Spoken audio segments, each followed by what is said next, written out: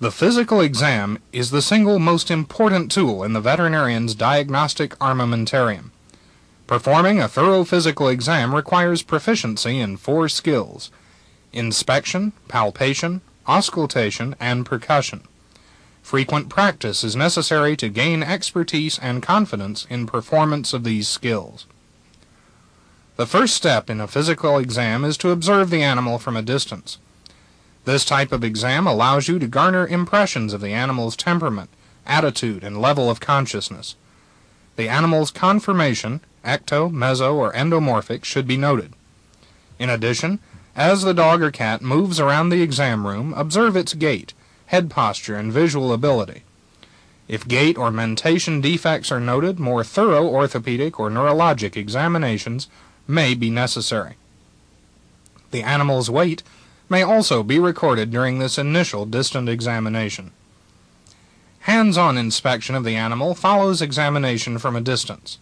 For convenience, the animal's body is divided into 4 areas of examination: 1. Head and neck, 2. Thorax, 3. Abdomen, and 4. Perineum.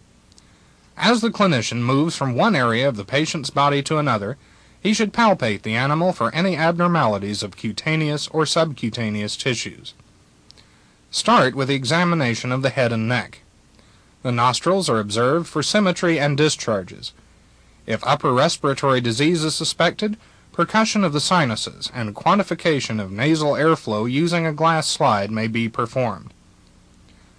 The oral cavity is examined by opening the mouth and inspecting the teeth, tongue, and tonsils. Mucous membrane color and capillary refill time should be assessed. The odor of the animal's breath should be noted. Vomiting dogs and cats should have the base of the tongue examined for string foreign bodies. Thorough examination of the head and neck includes a brief ophthalmic and otic exam. The eyes should be inspected for symmetry of globe size, discharges, and cloudiness of the cornea or anterior chamber. Direct and consensual pupillary light reflexes should be evaluated using a pen light. Vision may be tested by eliciting the Menis response. If abnormalities are detected, a more complete ophthalmic exam should be performed. The otic canal is examined for cleanliness and odor. The pinnae for dermatitis or alopecia. A pen light is often sufficient for evaluating the ear. Cats, in particular, may resent the use of an otoscope.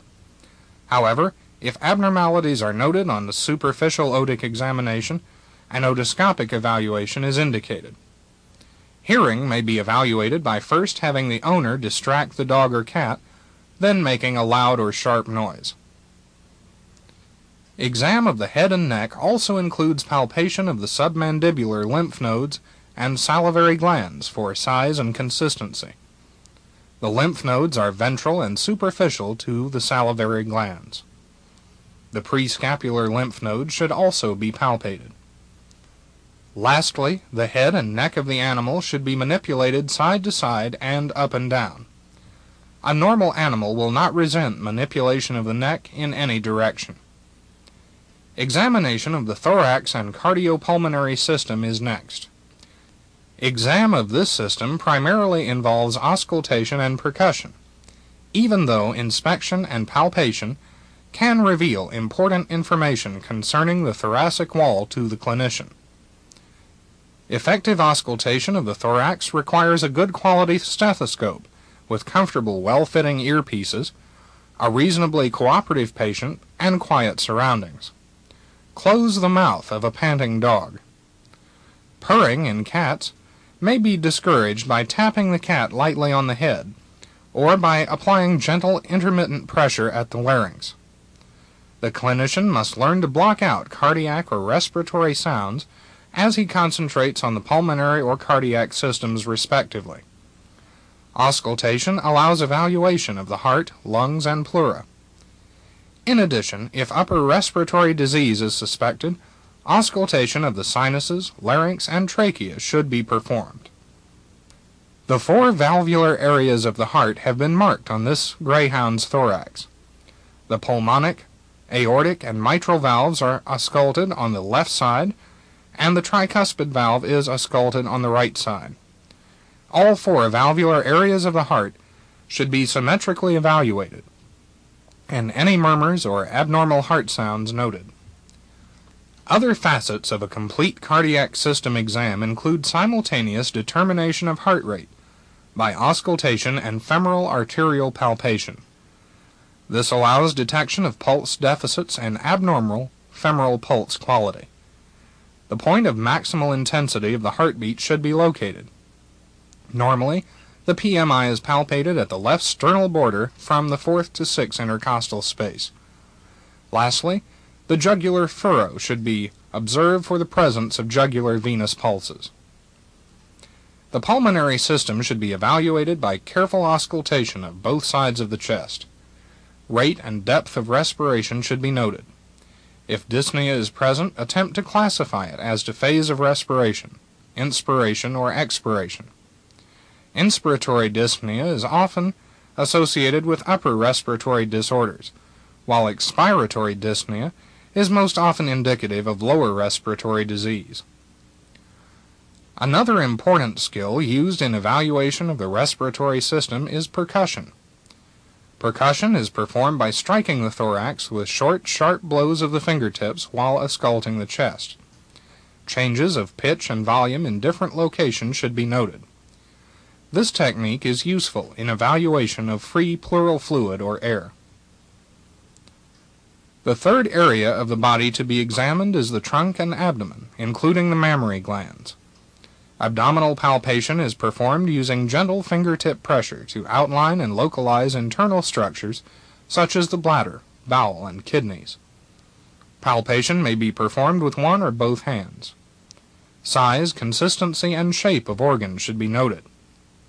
Palpation of cranial or caudal abdominal structures may be facilitated by elevating the forelimbs or rear limbs respectively. In the cat, restraining one hind limb while palpating with the opposite hand may facilitate the procedure. The abdomen should be palpated in a consistent, systematic manner from caudal to cranial or vice versa. The first structure to locate in the caudal abdomen is the bladder. In the intact female, the uterus can be located just dorsal to the bladder. Above these structures, the colon may be palpated. The colon should be followed forward to the mid-abdominal region. Here, the small intestinal bowel loops should be evaluated for consistency and location. Any enlargement of mesenteric lymph nodes should be noted. The cranial abdomen contains many important structures to be evaluated.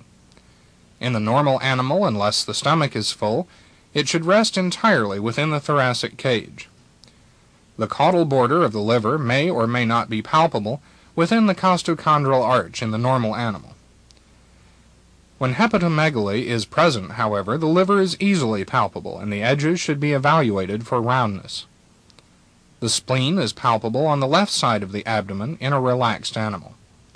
If the spleen is extremely enlarged, it may be palpable on both sides of the abdomen. Both the right and left kidneys should be evaluated. The left kidney is caudal in relation to the right, and in the cat may be very mobile. The right kidney is located cranially and dorsally. Often only the caudal pole is accessible for palpation, while the cranial 2/3 to 3/4 lies within the rib cage. Ascites or other abdominal fluid collections are often associated with a pendulous appearance to the abdomen. Ballottement of the abdomen should be performed if ascites is suspected. If present, abdominal fluid often hinders palpation of normal structures. Lastly, a complete physical exam includes rectal palpation and evaluation of the perineum. In the bitch, a rectal palpation is useful for evaluation of the urethra, colon, and pelvis. In the male, the prostate is an important structure to be evaluated rectally. Palpation of the prostate may be facilitated by gently pressing the caudal abdomen upward to meet the finger within the rectum. When the prostate is greatly enlarged, it often falls over the pelvic brim into the caudal abdomen and may be palpated abdominally. In the cat, the rectal exam is more difficult and less rewarding. While examining the perineum, the animal's temperature should be taken with an appropriately sized thermometer. In addition, the stool should be evaluated for color and consistency.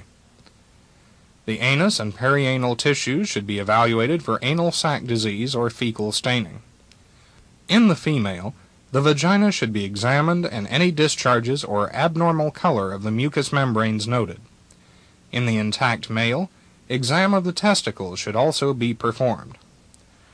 In addition, the male dog's sheath should be examined and the penis extruded from the sheath by gently pulling the sheath caudally while pushing the penis forward at the level of the ischial arch.